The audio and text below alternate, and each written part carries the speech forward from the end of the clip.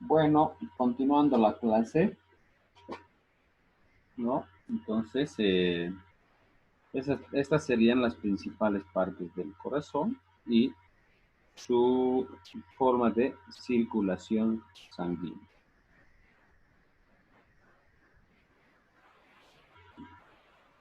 Bien,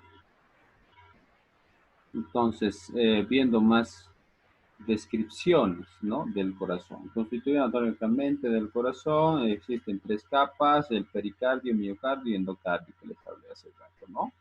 Entonces, el pericardio es un saco fibroceroso. Esto hay que ir anotando, ¿no? Fibroceroso, que envuelve al corazón, ¿no? Y a los vasos sanguíneos. Se le llama también vaina fibrosa, ¿no? A nivel de los vasos sanguíneos, ¿no? En el corazón más un saco y en los vasos sanguíneos más como solo una vaina, ¿no? Bien. Luego decíamos que estaba el epicardio, que aquí podríamos aventar, ¿no? Epicardio. Y más ya entrando la misma musculatura del corazón, ese sería el miocardio, ¿no? El miocardio es un músculo también denominado músculo cardíaco. ¿Por qué? Porque tiene una característica importante, ¿no? Es una combinación ya de músculo liso y músculo estriado, ¿ya? Entonces, por esa característica, tiene mayor resistencia que un músculo estriado y, obvio, mayor resistencia que un músculo liso, ¿no? Entonces, es mixto. Y por ser así, se denomina músculo cardíaco, ¿ya? Y este tipo de músculo así mixto solo se encuentra en el corazón. A ver, yo tengo entendido, aquí me acuerdo, sí, solo ahí. ¿Ya? Muy bien. Endocardio. Y el endocardio, obvio, es como en todas las partes de los órganos hemos visto en sus partes internas, tiene una zona mucosa, ¿no ve? Entonces el endocardio es como esa zona mucosa, pero más que hace el revestimiento interno del corazón y sus huecos, ¿no? Y además, de ahí mismo originan las válvulas. Entonces, este músculo endocárdico es un poco más, tiene también algo de constitución fibrocerosa, ¿no? En cambio, la parte mucosa en los intestinos, en la mucosa bucal, ¿no? Es un tejido más glandular, ¿no? Y más blando, ¿no? En cambio, aquí este endocardio es un poco más fibroceroso.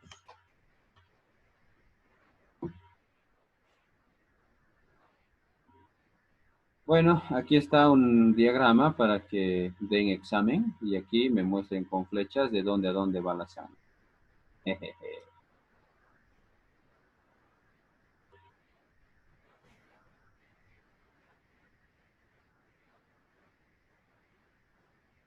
Ya.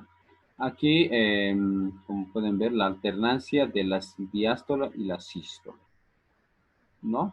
Entonces, en una sístole, ¿no? Es donde el corazón suena más fuerte, ¿no ve?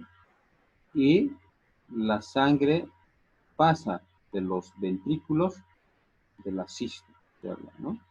Pasa de los ventrículos a los vasos sanguíneos de mayor volumen, o sea, hacia la arteria pulmonar y a la arteria aorta, ¿ya? Entonces, del ventrículo izquierdo y del ventrículo derecho, la sangre pasa así. Y en la diástole, ¿no? Y en ese mismo momento, entonces, cuando se comprimen, ¿no? Los ventrículos y pasa la sangre hacia los vasos sanguíneos, entonces las aurículas se dilatan y se llenan de sangre. Sangre que retorna del resto del cuerpo y retorna de los pulmones, ¿no ven? Aquí. Y Hay un segundo sonido, ¿no ve? En los latidos cardíacos que se denomina diástole, ¿no ve? El glup, dup, ¿no ve? El glup es el más fuerte y ese sería la sístole. Y el dup sería la diástole. Y es ahí donde la sangre pasa de las aurículas hacia los ventrículos. Por eso aquí están las flechas y está indicando, ¿no? La diástole.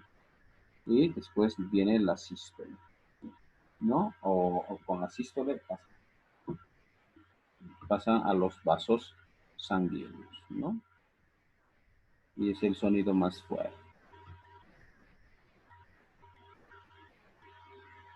La sangre que llega al corazón lo hace a través de las venas, ¿no? La sangre que sale del corazón lo hace a través de las arterias, ¿no? Bien, eso sería, en resumen, la parte del corazón. Tal vez podríamos indicar ahí funciones. A ver, por ahí les voy a mostrar otra diapositiva y otra dirección donde están la lista de funciones del corazón, ¿no? Tal vez alguna pregunta.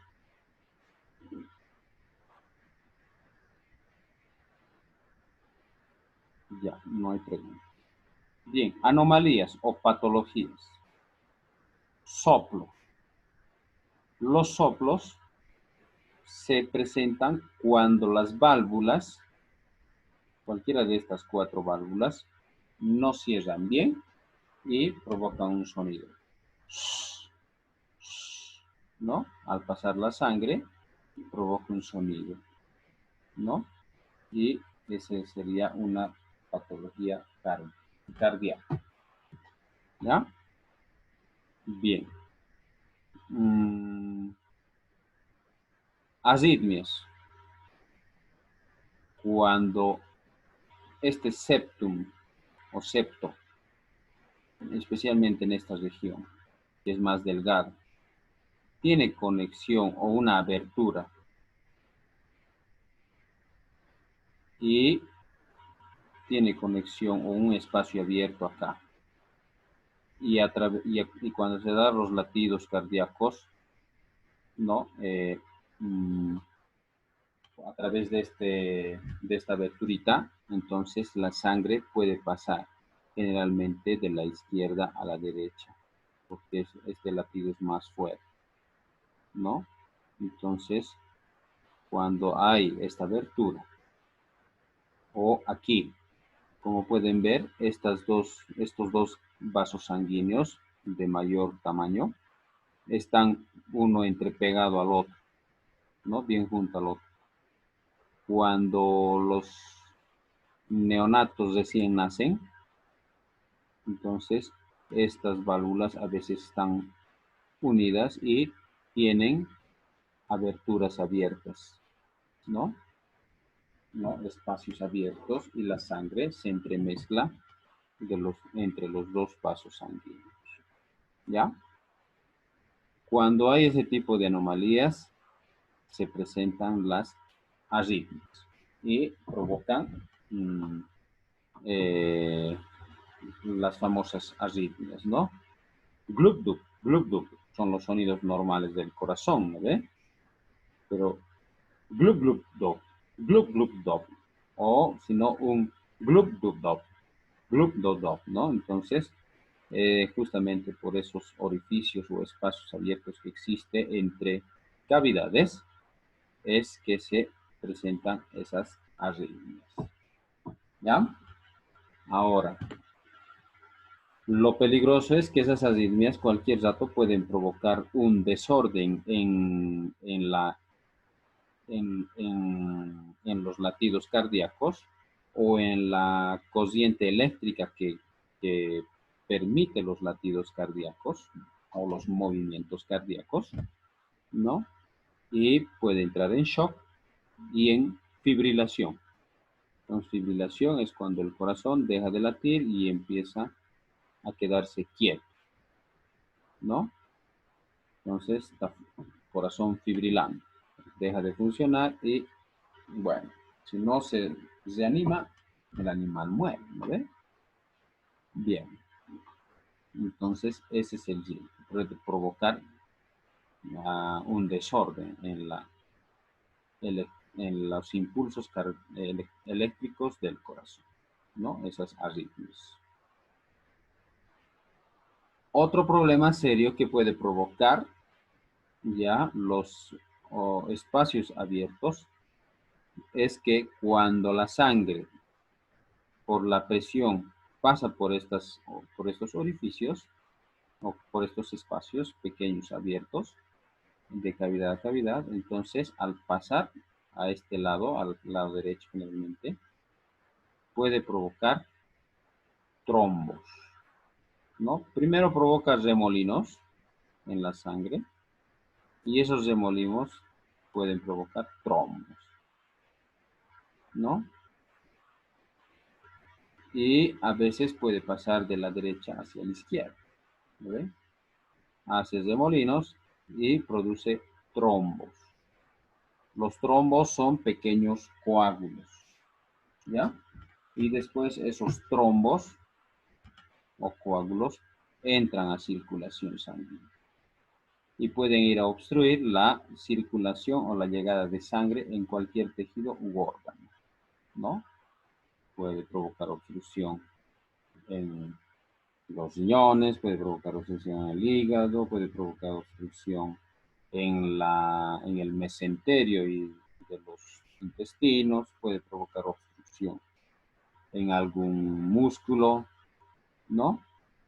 Puede provocar obstrucción en la sangre que llega al encéfalo. Si pasa eso, entonces, si no llega sangre a un tejido, se denomina isquemia y se manifiesta con cianosis. En primera instancia, cianosis del tejido o la región donde no está llegando sangre, ¿no? O si esto sucede, obvio, ¿no? Y obvio, si eso no se controla, entonces eso después pasa a necrosis, ¿no? Muerte del tejido. Ahora imagínense que eso pase en el encéfalo, ¿no? Y no le llegue eh, sangre al encéfalo, ¿no? El encéfalo entra en shock y eso se llama embolio, ¿no? Esa patología se denomina embolio, ¿no? Cuando no llega la sangre al encéfalo por obstrucción de los vasos sanguíneos por un trombo. Bien. ¿Alguna pregunta tal vez? Una consulta, doctor. Ya. ¿A qué nivel es la enfermedad coronaria? ¿A nivel del corazón o de los vasos sanguíneos? Enfermedad coronaria. Sí. A ver, como enfermedad coronaria. Ya. Aquí, como podemos ver,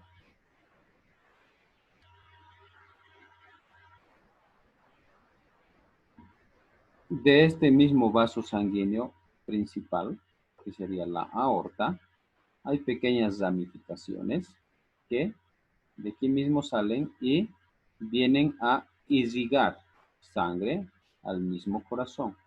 Y esas se denominan las arterias coronarias, ¿no? De la misma manera. Esos vasos sanguíneos pueden tener interconexión y esos espacios de unión. Y si hay eso, entonces igual puede provocar trombosis, ¿no? Esa interconexión y los trombos pueden obstruir las arteriolas, ¿no? Que están irrigando al mismo corazón, ¿no? Y si no le llega sangre al mismo tejido cardíaco, ¿qué pasa? El corazón, entre las células del corazón empiezan a entrar en cianosis, pierden energía y no funcionan. Y el corazón se manifiesta con fibrilación, ¿no? Peor todavía, no pasa electricidad, ¿no? Y no puede moverse esas células y ahí empieza a fibrilar y eso es un paro cardíaco, ¿no? De la misma manera, sí, por las interconexiones que puede haber como anomalías genéticas o también o por consanguinidad también podrían manifestarse este tipo de anomalías. ¿Ya?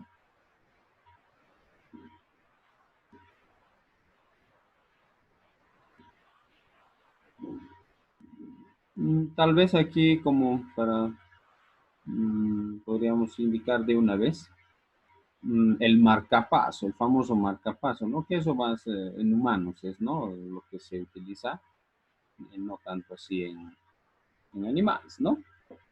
Pero, y en otra figura les voy a mostrar. Aquí hay unos, o veremos de una vez. Aquí, ¿a dónde está?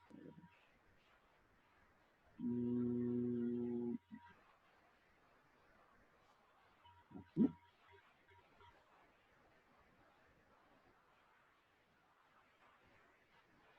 No, no, no, no, no, no, no. Está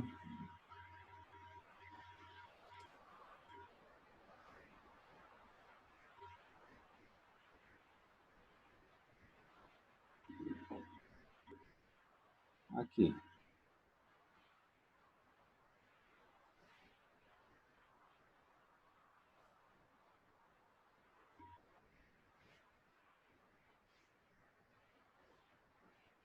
Ya.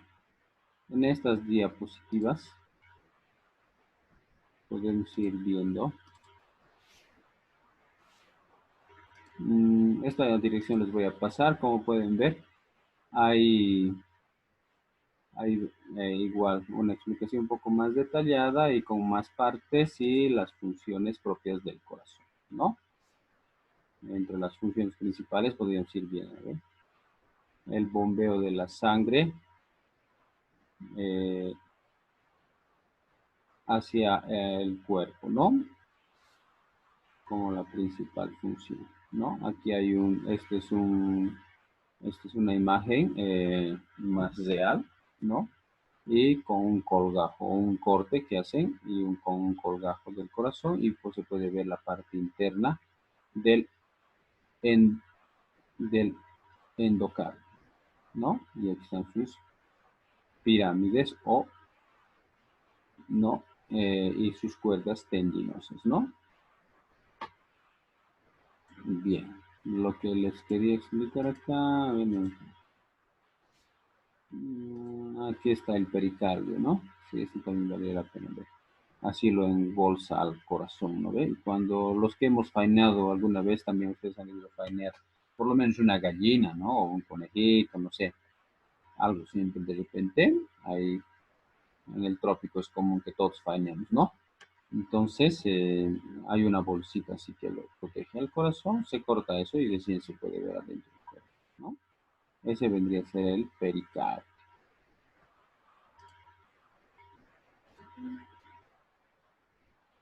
Cuando se da una reticulopericarditis traumática, ¿se acuerdan? En aparato digestivo bovino, hemos hablado, en semiología también, es cuando el retículo, ¿no? Del bovino es el estómago más próximo hacia el corazón. Aquí está el vértice del corazón con su pericardio, ¿no ve? Aquí al ladito está ya el diafragma y al lado del diafragma, ya en esta parte ventral, se encontraría el retículo.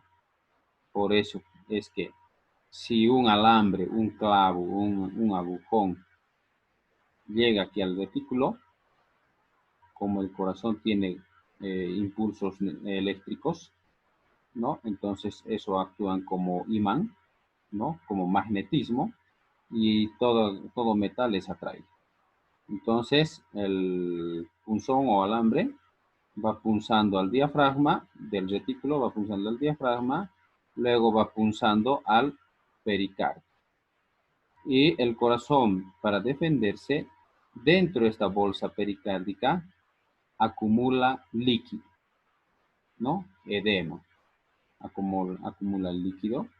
Y en bovinos, cuando hay una faeneamos o muere un animalito por retículo pericarditis traumática, dentro del pericardio, el corazón prácticamente está nadando en, en grandes cantidades de líquido.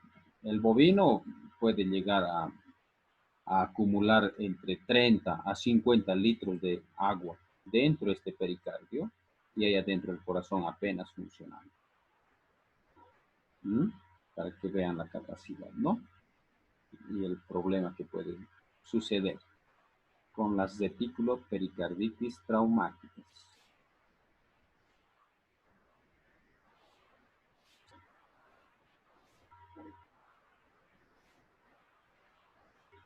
Esto, los nodos.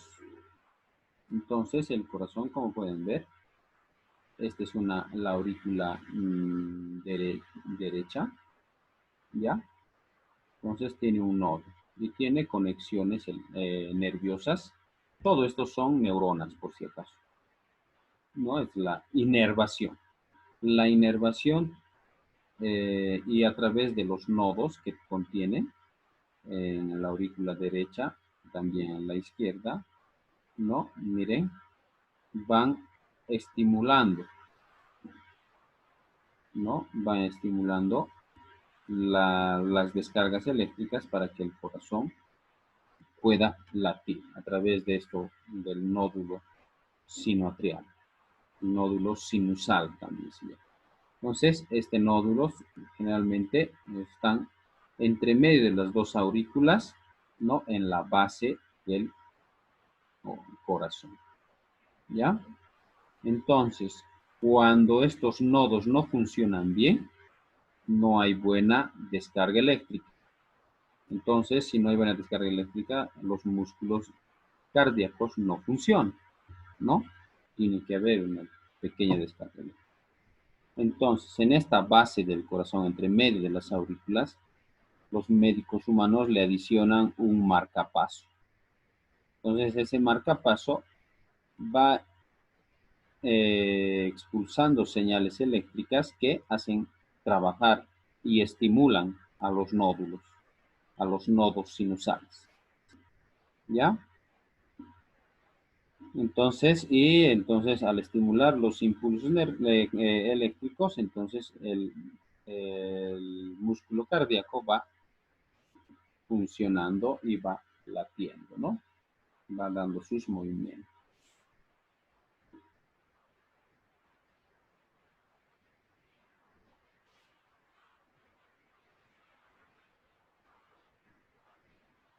Ya. ¿Preguntas tal vez?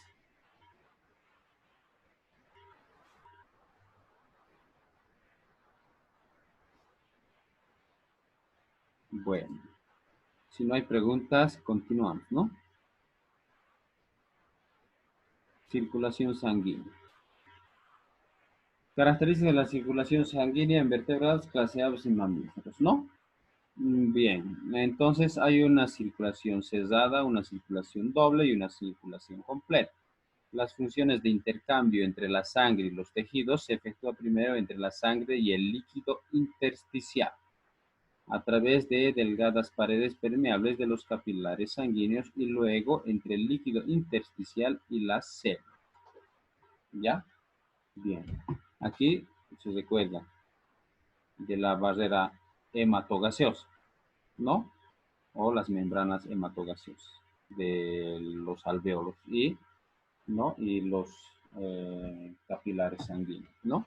Aquí, en todos los demás órganos, ¿no? Y células, hay ese intercambio. Entonces, a ese intercambio de moléculas, entonces se denomina circulación cerrado, ¿no? Entre la sangre y las células o tejidos, ¿no? De todo el organismo, ¿no? Entonces, alguna vez hemos hablado, ¿no? En sangre especialmente, las células dejan sus residuos metabólicos en el espacio intersticial, en su líquido intersticial, ¿no? Y los capilares recogen todos esos desechos metabólicos del líquido intersticial y a través de sus delgadas paredes permeables de sus endotelios capilares, entonces permiten el paso hacia el interior de los capilares y su traslado hacia, hacia, el, hacia el corazón, ¿no ve? Entonces sería la circulación cerebral. Y de la misma manera, ¿no ve? El oxígeno pasa a través del endotelio capilar, el espacio y el líquido intersticial y las membranas citoplasmáticas de cada célula, ¿no ve? Bien. La circulación doble es la sangre que circula en dos oportunidades por el corazón, describiendo un circuito menor o pulmonar y un circuito mayor o sistémico, ¿no ve? La famosa imagen que en el colegio nos muestran, ¿no ve? Circulación menor, circulación mayor. Como pueden ver, la circulación menor es cuando les decía, ¿ve? Del ventrículo derecho, la sangre a través de la arteria pulmonar es bombeada a los pulmones, ¿no ve? Y de los pulmones vuelve la sangre oxigenada a través de las venas pulmonares, ¿ven? Dos por aquí, ¿no ve? Y dos del lado derecho y dos del lado izquierdo. Y estos se conectan a la aurícula izquierda, ¿no? Entonces, ese trayecto del lado derecho hacia el lado izquierdo se denomina circulación menor.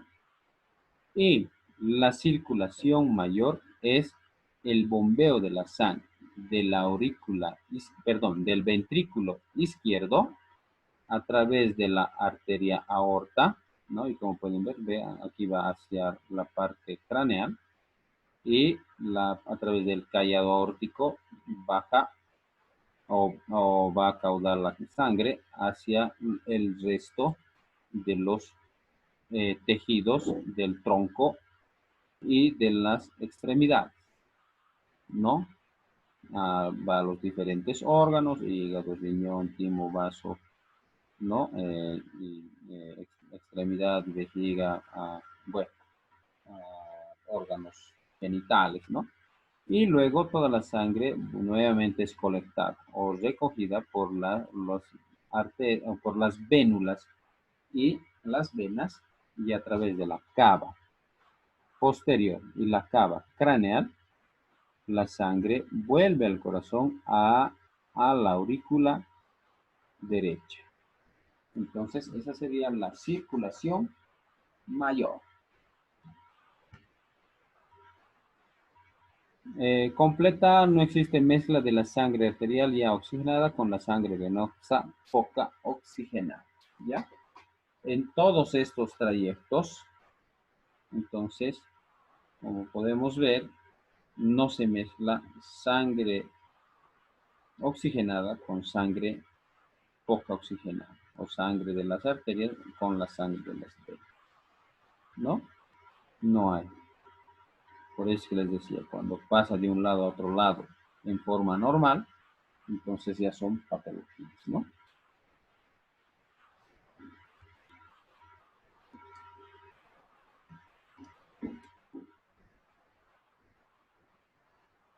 Aquí hay un esquema de una vaca, entonces que va mostrando, ¿no? El corazón, la arteria aorta, las carótidas, y vuelve la sangre por las yugulares, ¿no? Y por las venas cavas, ¿no? Y vuelve al corazón también,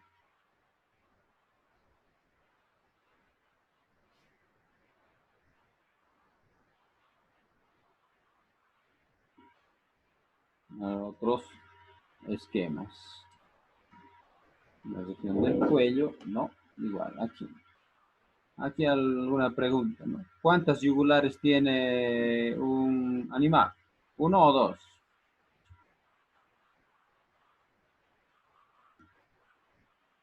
Dos, ¿no? Uno al lado izquierdo y otro al lado derecho. ¿No? Bien. Entonces, los vasos sanguíneos constituidas por su pared en red son red de tubos que transportan la sangre desde el corazón a todos los tejidos del organismo, ¿no? Y desde ellos nuevamente vuelven al corazón, ¿no? Tipos de vasos sanguíneos, ¿no? En general, arterias, venas, arteriolas, capilares, vénulas y todo eso, en general se denominan vasos sanguíneos.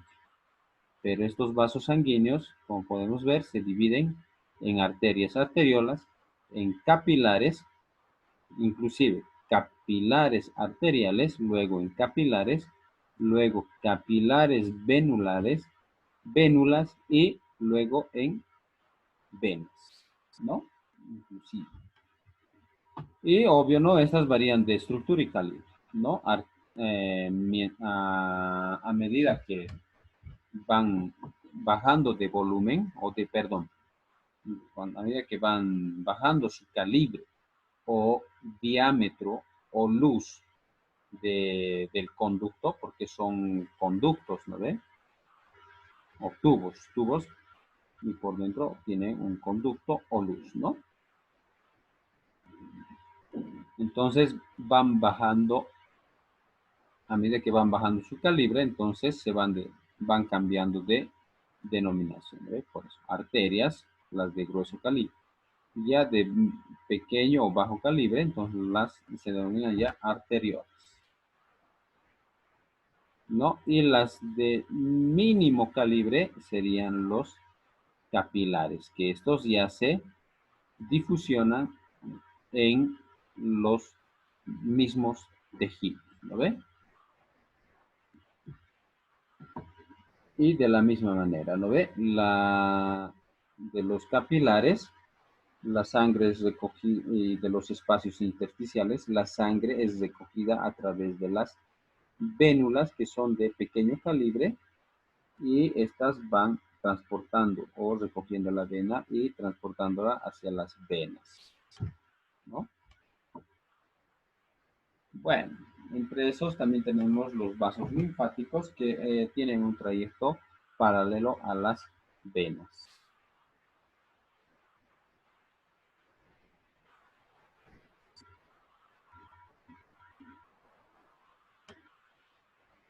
Morfología o esquema de los vasos sanguíneos, ¿no? Entonces, como podemos ver, un vaso sanguíneo arterial tiene una capa externa que se denomina serosa, una capa media muscular, perdón, una capa media de tejido conjuntivo y, y muscular con fibras elásticas lisas, ¿ya? Entonces, una capa serosa de tejido conjuntivo, una capa media de tejido muscular liso con fibras elásticas y una capa delgada interna que se denomina endotelio, ¿ya?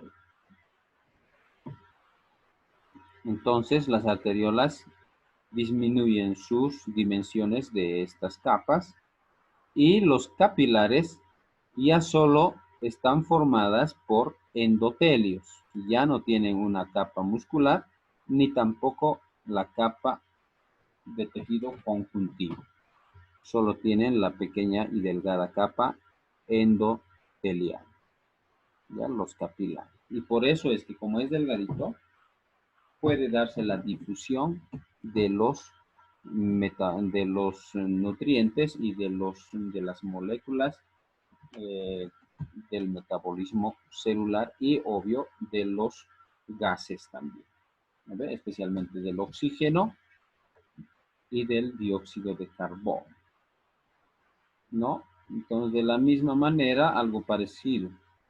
a las arterias, las venas, vénulas, ¿no? El tejido conjuntivo en las venas es un poco más delgado. Si notamos, en la arteria es más gruesa, por eso es más dura, son más consistentes y duras las arterias. ¿Por qué? Porque tienen que resistir mayor presión de la circulación sanguínea, ¿no? En cambio, las venas, como no tienen ya no hay mucha presión en el retorno de la sangre, entonces el tejido conjuntivo también por eso es más delgado, ¿no? Y la musculatura lisa ya no tiene fibras elásticas, ¿no? Simplemente es como musculatura lisa. Y el endotelio es una capa de células, bueno, similar a las demás. Y el flujo de sangre, ¿no? La dirección de flujo de sangre, ¿no?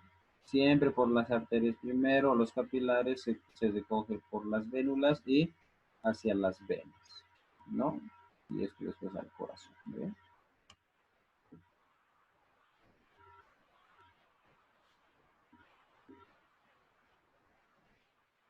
Más estructura de las arterias. De afuera hacia adentro se distingue la capa externa, tejido conjuntivo fibroso, capa media formada por músculo liso y fibras elásticas, capa interna, tejido conjuntivo y una lámina de endotelio, ¿no?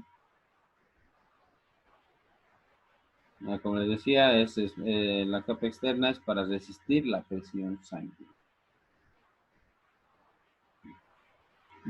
Este tipo de tejido y músculos están inervados por el sistema nervioso autónomo, ¿no? Como estos ya están formados por tejido muscular liso, entonces el liso está inervado por mm, inervación del tejido del sistema nervioso autónomo, ¿lo ven? Entonces, los capilares conforman el sistema de difusión, son vasos sanguíneos de intercambio. Entonces, función principal de los capilares sanguíneos es permitir la difusión de las moléculas de nutrientes y metabólicas, ¿no? Y del intercambio gaseoso entre las células y la sangre.